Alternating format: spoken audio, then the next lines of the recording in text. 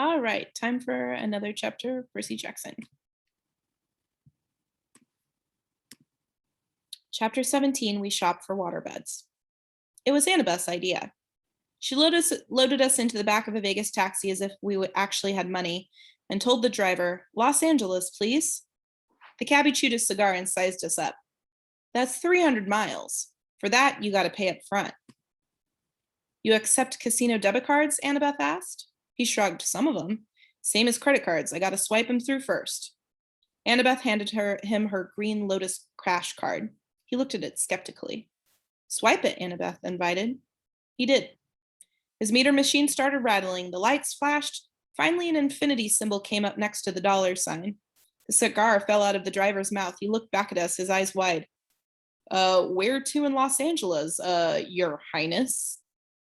The Santa Monica Pier. Annabeth sat up a little straighter. I could tell she liked the Your Highness thing. Get us there fast, and you can keep the change. Maybe she shouldn't have told him that. The cab speedometer never dipped below 95 the whole way through the Mojave Desert. On the road, we had plenty of time to talk. I told Annabeth and Grover about my latest dream. The details got sketchier the more I tried to remember them. The Lotus Casino seemed to have short-circuited my memory. I couldn't recall what the invisible servant's voice had sounded like, though I was sure it was somebody I knew. The servant had called the monster in the pit something other than my lord, some special name or title. The silent one, Annabeth suggested. The rich one. Both of those are nicknames for Hades. Maybe, I said, though neither sounded quite right. That throne room sounds like Hades, Grover said. That's the way it usually described. I shook my head. Something's wrong. The throne room wasn't the main part of the dream. And the voice from the pit, I don't know. It just doesn't feel like a god's voice. Annabeth's eyes widened. What? I asked. Oh, nothing. I was just... No, it has to be Hades. Maybe he sent his thief, this invisible person, to get the master's bolt, and something went wrong. Like what? I don't know, she said, but if he stole Zeus's symbol of power from Olympus and the gods were hunting him, a lot of things could go wrong. So this thief had to hide the bolt, or he lost it somehow. Anyway, he failed to bring it to Hades. That's what the voice said in your dream, right? The guy failed. That would explain what the Furies were searching for when they came after us on the bus. Maybe they thought we'd retrieved the bolt. I wasn't sure what was wrong with her. She looked pale. But if I'd already retrieved the bolt, I said, why would I be traveling to the underworld? To threaten Hades, Grover suggested, to bribe or blackmail him into getting your mom back? I whistled. You have evil thoughts for a goat. Why, thank you. But the thing in the pit said it was waiting for 2 items, I said. If the master bolt is one, what's the other? Grover shook his head, clearly mystified. Annabeth was looking at me as if she knew my question and was silently willing me not to ask it. You have any idea what might be in that pit? You have an idea what might be in that pit, don't you? I asked her. If it isn't Hades? Percy, let's not talk about it, because if it isn't Hades, no, it has to be Hades. Wasteland rolled by. We passed a sign that said California State Line 12 miles. I got the feeling I was missing one simple, critical piece of information. It was like when I stared at a common word I should know, but I couldn't make sense of it because 1 or 2 letters were floating around. The more I thought about my quest, the more I was sure that confronting Hades wasn't the real answer. There was something else going on, something even more dangerous. The problem was, we were hurtling toward the underworld at 95 miles an hour, betting that Hades had the master bolt. If we got there and found out we were wrong, we wouldn't have time to correct ourselves. The solstice deadline would pass, and war would begin.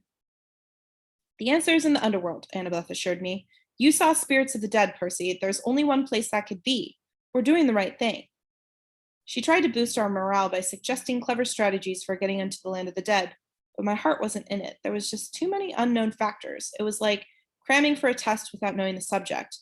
And believe me, I'd done that enough times. The cab sped west. Every gust of wind through Death Valley sounded like a spirit of the dead. Every time the brakes hissed on an 18-wheeler, it reminded me of Echidna's reptilian voice. At sunset, the taxi dropped us at the beach in Santa Monica.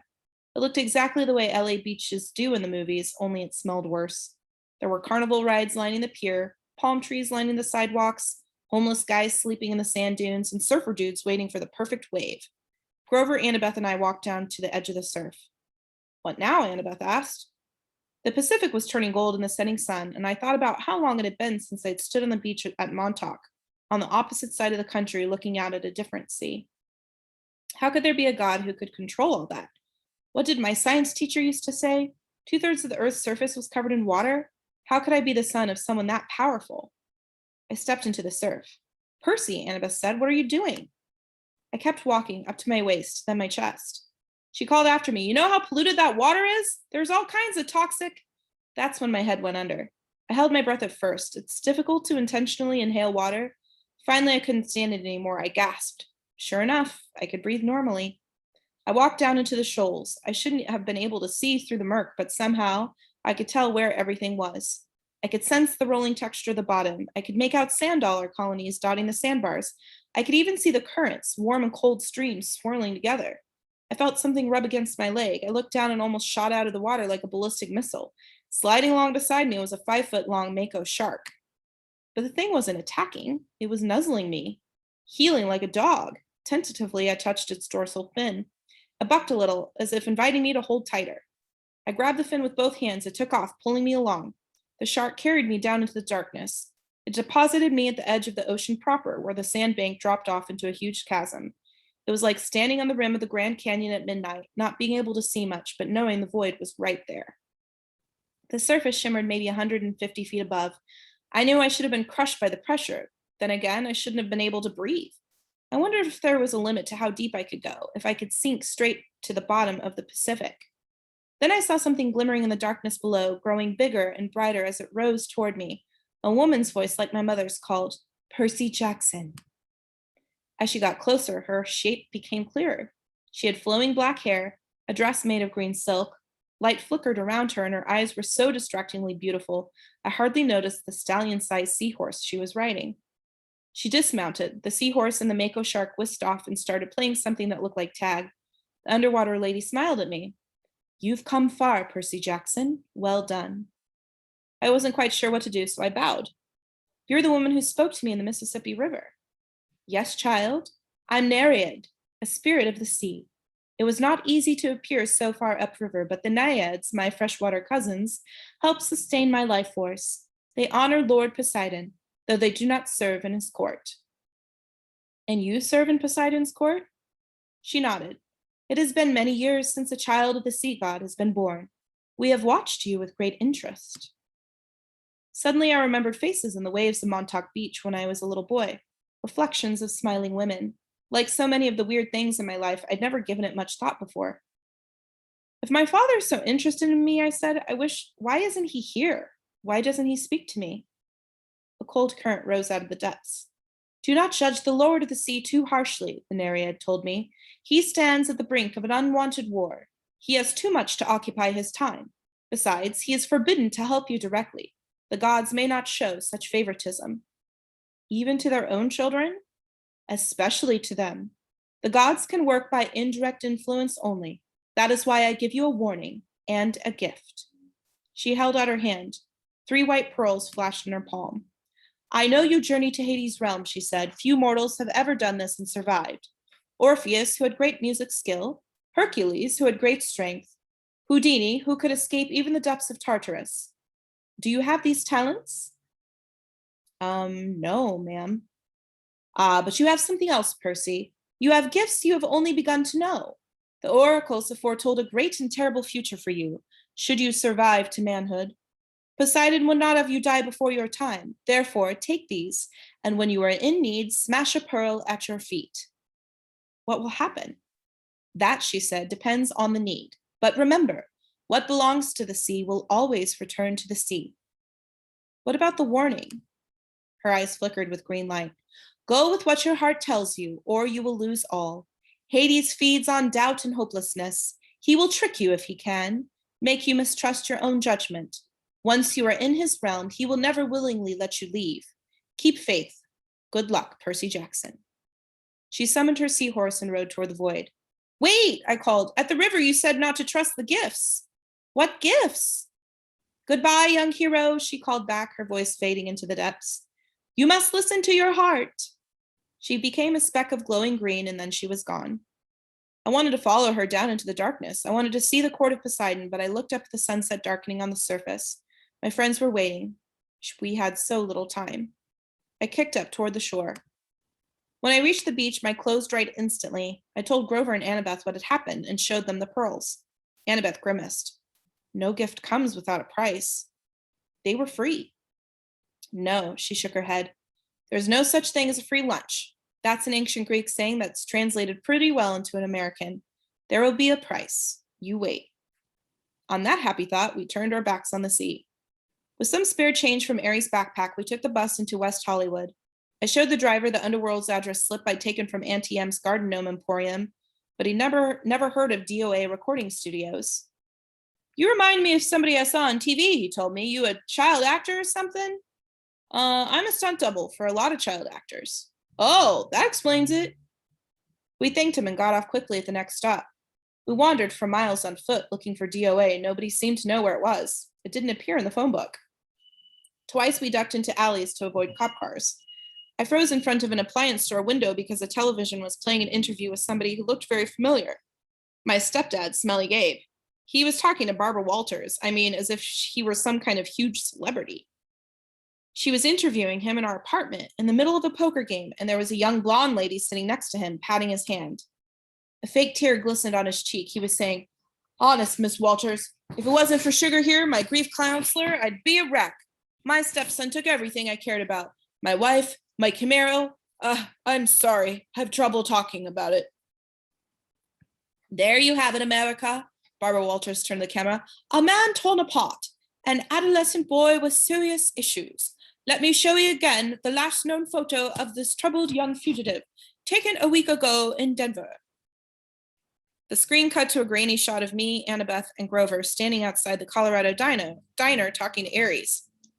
Who are the other children in this photo? Barbara Walters asked dramatically. Who is the man with them? Is Percy Jackson a delinquent, a terrorist, or perhaps the brainwashed victim of a frightening new cult?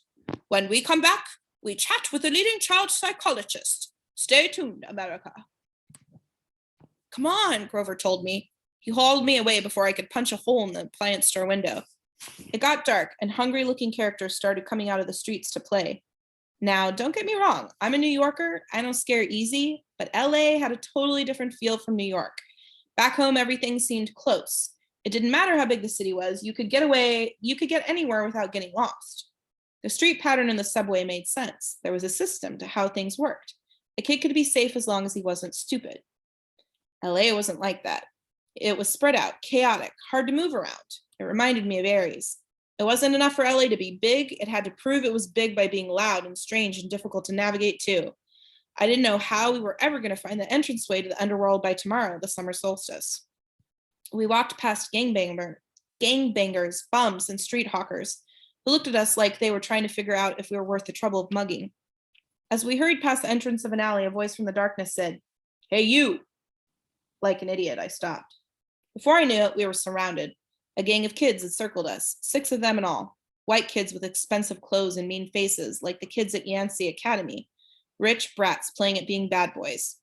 Instinctively, I uncapped Riptide.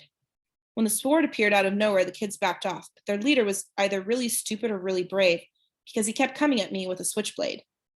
I made the mistake of swinging.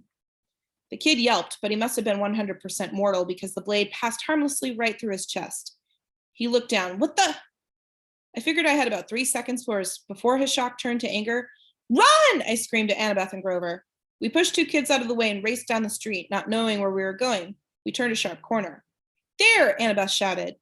Only one store on the block looked open, its windows glaring with neon. The sign above the door said something like Krusty's Waterbed Palace.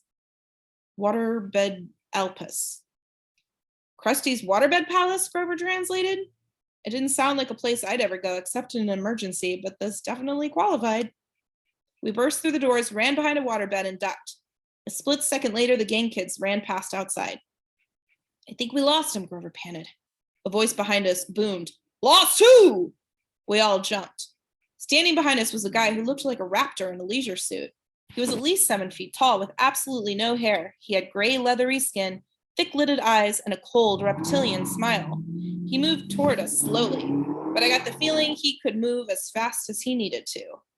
His suit must have come from the Lotus Casino. It belonged back in the 70s, big time. The shirt was silk paisley, unbuttoned halfway down his hairless chest. The lapels on his velvet jacket were as wide as landing strips. The silver chains around his neck, I couldn't even count them. I'm crusty, he said with a tartar yellow smile. I resisted the urge to say, yes, you are. Sorry to barge in, I told him. We were just browsing. You mean hiding from those no-good kids, he grumbled. They hang around here every night. I get a lot of people in here thanks to them. Say, you want to look at a waterbed? I was about to say no thanks when he put a huge paw on my shoulder and steered me deeper into the showroom. There was every kind of waterbed you could imagine. Different kinds of wood, different patterns of sheets, queen size, king size, emperor of the universe size. This is my most popular model. Krusty spread his hands proudly over a bed covered with black satin sheets with built-in lava lamps on the headboard. The mattress vibrated so it looked like oiled flavored jello. Million hand massage, Krusty told us. Go on, try it out. Shoot, take a nap. I don't care. No business today anyway. I said, I don't think. Million hand massage, Grover cried and dove in. Oh, you guys, this is cool. Krusty said, stroking his leathery chin. Almost. Almost what? I asked. He looked at Annabeth. Do me a favor and try this one over here, honey. Might fit. Annabeth said, but what? He patted her reassuringly on the shoulder and led her over to a safari deluxe model with teakwood lions carved into the frame and a leopard patterned comforter. When Annabeth didn't want to lie down, Krusty pushed her. Hey, she protested. Krusty snapped his fingers. Ergo! Rope sprang from the sides of the bed, lashing around Annabeth, holding her to the mattress. Grover tried to get up, but Rope sprang from his black satin bed too and lashed him down. Not cool, he yelled, his voice vibrating from the million hand massage. Not cool at all. The giant looked at Annabeth, then turned toward me and grinned.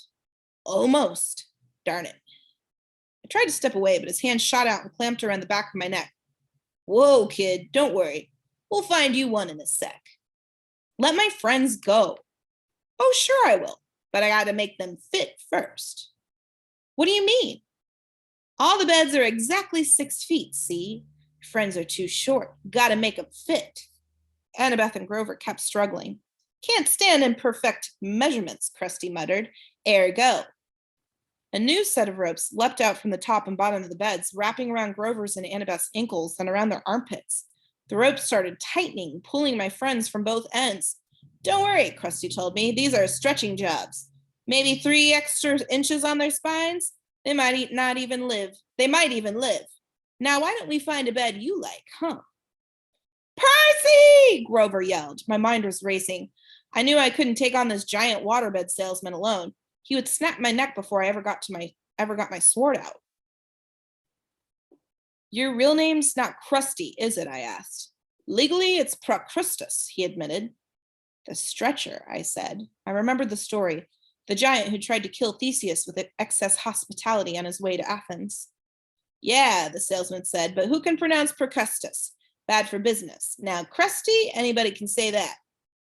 You're right. It's got a good ring to it. His eyes lit up. You think so? Oh, absolutely, I said, and the workmanship on these beds, fabulous. He grinned hugely, but his fingers didn't loosen on my neck. I tell my customers that every time. Nobody bothers to look at the workmanship. How many built-in lava lamp headboards have you seen? Not too many. That's right. Percy! Annabeth yelled. What are you doing? Don't mind her, I told Procrustus. She's impossible. The giant laughed. All my customers are. Never 6 feet exactly, so inconsiderate, and then they complain about the fitting. What do you do if they're longer than 6 feet? Oh, that happens all the time. It's a simple fix. He let go of my neck, but before I could react, he reached behind a nearby sales desk and brought out a huge double-bladed brass axe. He said, I just center the subject as best I can and lop off whatever hangs over on either end. Ah, I said, swallowing hard. It's sensible. I'm so glad to come across an intelligent customer. The ropes were really stretching my friends now. Annabeth was turning pale. Grover made gurgling sounds like a strangled goose. So Krusty, I said, trying to keep my voice light. I glanced at the sales tag on the Valentine-shaped Honeywood special. Does this one really have dynamic stabilizers to stop wave motion? Absolutely. Try it out. Yeah, maybe I will. But would it work even for a big guy like you? No waves at all? Guaranteed. No way. Way. Show me. He sat down eagerly on the bed, patted the mattress. No waves, see? I snapped my fingers. Ergo. Rope slashed around Krusty and flattened him against the mattress. Hey, he yelled. Center him just right, I said. The ropes readjusted themselves at my command. Krusty's whole head stuck out of the top. His feet stuck out of the bottom. No, he said, wait, this is just a demo. I uncapped Riptide. A few simple adjustments. I had no qualms about what I was about to do. If Krusty were human, I couldn't hurt him anyway. If he was a monster, he deserved to turn into dust for a while. You drive a hard bargain, he told me. I'll give you 30% off on selected floor models. I think I'll start with a top. I raised my sword. No money down, no interest for 6 months. I swung the sword. Krusty stopped making offers. I cut the ropes on the other beds. Annabeth and Grover got to their feet, groaning and wincing and cursing me a lot. You look taller, I said. Very funny, Annabeth said. Be faster next time. I looked at the bulletin board behind Krusty's sales desk. There was an advertisement for Hermes delivery service and another for the all-new compendium of LA area monsters. The only monstrous yellow pages you'll ever need. Under that, a bright orange flyer for DOA Recording Studios offering commissions for heroes' souls. We're always looking for new talent. DOA's address was right underneath with a map. Come on, I told my friends. Give us a minute, Grover complained. We're almost stretched to death. Then you're ready for the underworld, I said. It's only a block from here. And we will stop there.